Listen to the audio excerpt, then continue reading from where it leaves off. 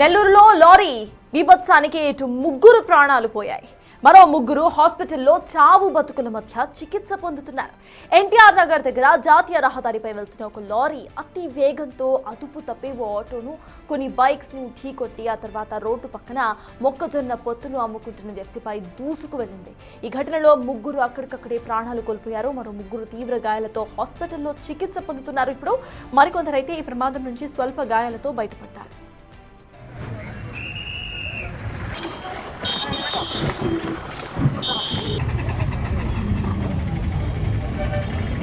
అసలు ఏం చెప్తే ఆడ వింటారా?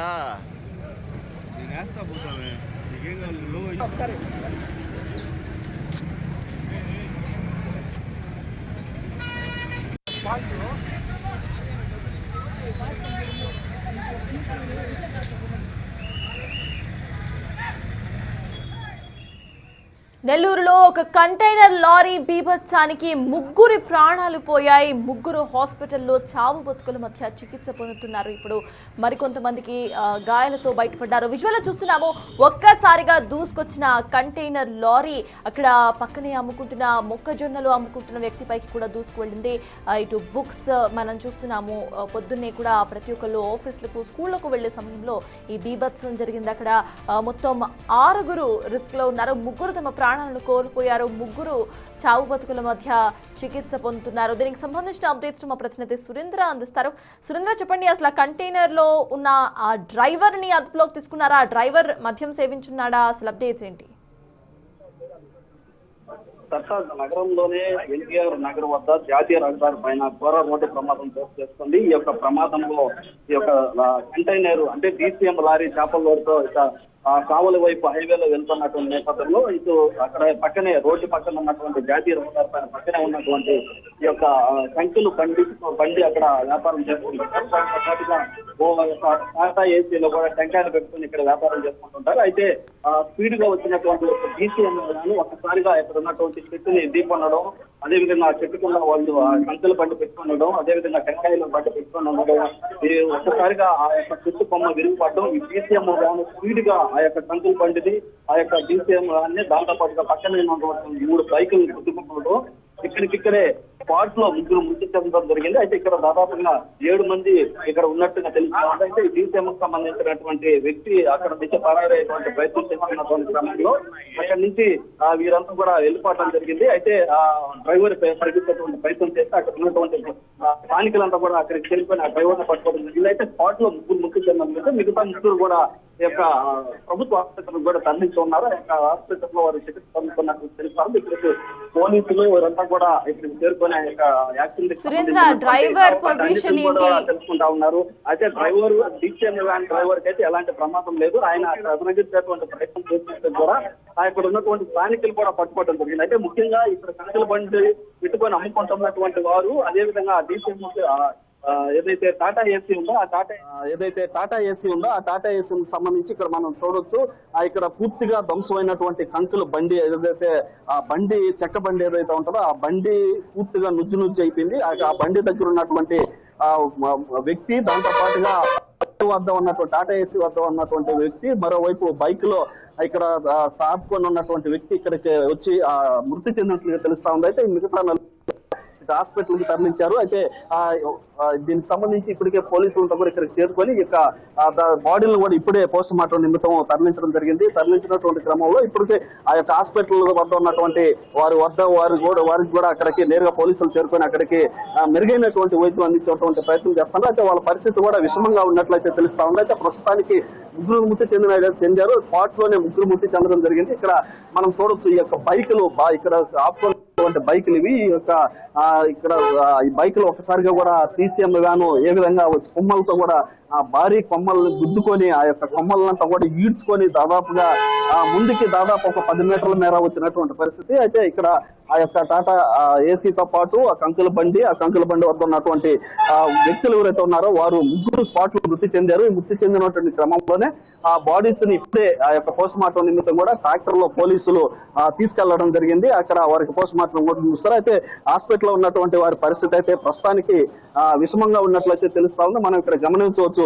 ఈ యొక్క DCM వ్యాన్ అంటే ఇటు చెన్నై నుంచి ఇటు కావల వైపు వెళ్తున్నటువంటి వ్యాన్ ఇది. ఈ వ్యాను దీంట్లో చేపల లోడ్ ఉంది. దీనికి సంబంధించినటువంటి డ్రైవర్ ఒక్కడే ఉన్నట్లుగా తెలుస్తా ఉంది. ఆ డ్రైవర్ కూడా ఏదైతే ఎడమ వైపు ఉన్నటువంటి క్లీనర్ వైపు మొత్తం దెబ్బతినింది. అయితే ఆ చెట్లు ఆ DCM పైనే నిలిచిపోయినటువంటి పరిస్థితి మనం చూడొచ్చు. ఈ యొక్క కొమ్మలంతా కూడా భారీగా టాటా ఏసీ మీద కావచ్చు, అదేవిధంగా DCM వ్యాన్ మీద కావచ్చు, ఈ యొక్క కొమ్మలంతా కూడా భారీగా పడిపోవడం జరిగింది. అక్కడ ఉన్నటువంటి DCM లో ఉన్నటువంటి వ్యక్తికి ఆ డ్రైవర్ కి అయితే ఎలాంటి ఇబ్బంది లేదు. అతను కూడా పారిపోయేటువంటి ప్రయత్నం చేసినప్పటికీ ఆ స్థానికులు అయితే పట్టుకొని పోలీసులకు అప్పగించడం జరిగింది.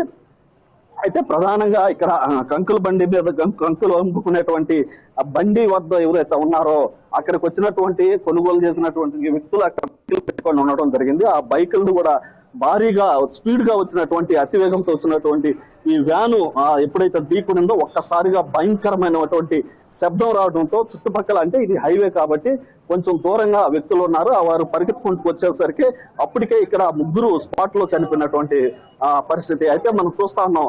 ఇది ఇక్కడ వీళ్ళు హైవే పక్కన వ్యాపారం చేసుకుంటూ ఉంటారు.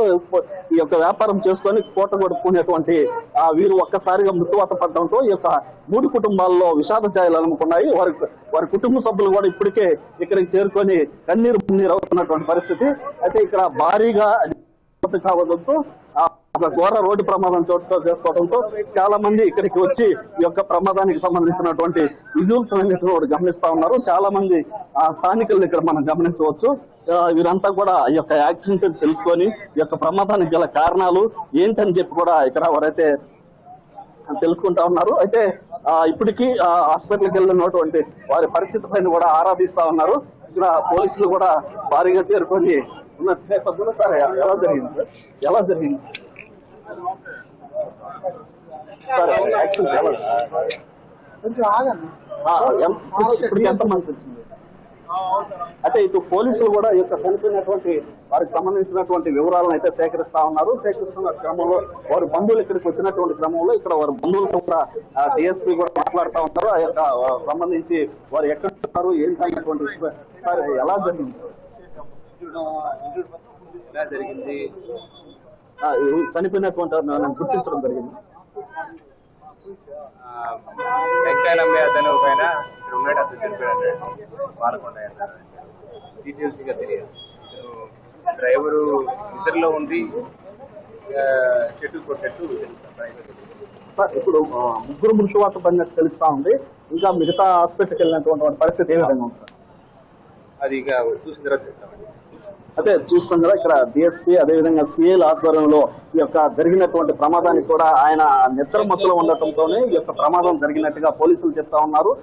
చెప్తున్నటువంటి క్రమంలో ఇప్పటికీ ఒక వ్యక్తిని గుర్తించినట్లుగా తెలుస్తా ఉంది. ఆ చనిపోయినటువంటి వ్యక్తి మాలకొండయ్య, ఇక్కడ స్థానికుడు అని చెప్పి ఈ యొక్క NTR నగర్ లోనే నివాసం ఉంటారని చెప్పి ఇక్కడ వారు ప్రతిరోజు ఆ కంకులు అమ్ముకుంటూ జీవనం సాగిస్తుంటారని కూడా ఇటు DSP చెప్తా ఉన్నారు. అయితే దానికి సంబంధించి ఇప్పుడు మరో వ్యక్తి ఏదైతే అక్కడ ఉన్నటువంటి టాటా ఏసీ టెంకాయలు అమ్ముకునేటువంటి వ్యక్తి ఏదైతే ఉన్నారో ఆ వ్యక్తి సంబంధించినటువంటి డీటెయిల్స్ కూడా వారి కుటుంబ సభ్యులు వస్తా ఉన్నటువంటి నేపథ్యంలో ఆ యొక్క వివరాలను కూడా సేకరిస్తూ పోలీసులు కూడా ఇక్కడ బిజీగా ఉన్నటువంటి పరిస్థితి. ఇక్కడ భారీగా కూడా ఆ యొక్క యాక్సిడెంట్ జరగడంతో ఈ యొక్క ప్రమాదం ఘోరంగా ఆ ముగ్గురు ఒకేసారి చనిపోవడంతో భారీగా ట్రాఫిక్ జామ్ కూడా ఏర్పడినటువంటి పరిస్థితి. ఎందుకంటే ఇది జాతీయ రహదారి, ఇటు చెన్నై టు కావలి, విజయవాడ, హైదరాబాద్ వెళ్ళేటువంటి హైవే ఇది. ఈ హైవేలో ఒక్కసారిగా ఈ యొక్క భారీ ప్రమాదం, అందులో ఈ యొక్క హైవే పైన కూడా భారీగా స్పీడ్ గా వెళ్తుంటారు కాబట్టి వెళ్తున్న క్రమంలోనే ఆ యొక్క జరిగిన వెంటనే ఆ యొక్క ముగ్గురు స్పాట్ లో చనిపోవడం జరిగింది. మనం చూస్తా ఉన్నాం ఈ చెట్టు కొమ్మలు ఏ విధంగా